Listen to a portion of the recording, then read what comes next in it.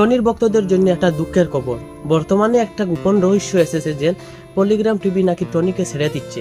কারণ পলিগ্রাম টিভির মধ্যে টনিকে প্রেম করতে ধরা পড়েছে, তাই টনিকে পলিগ্রাম টিভি ছেড়ে দেবে।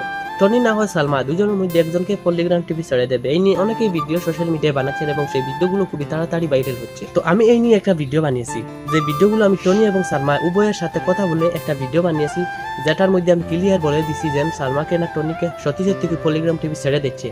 তো সালমা এবং টনির ভক্ত যারা যারা আছেন আমার চ্যানেলে যান, গিয়ে সেই ভিডিওটি দেখে আসেন, তাহলে সম্পূর্ণ ঘটনাটি বিস্তারিত বুঝতে পারবেন। আর চ্যানেলে নতুন হয়ে তাহলে চ্যানেলটি সাবস্ক্রাইব করে ভিডিওটিকে লাইক দিয়ে পাশে থাকবেন। ধন্যবাদ।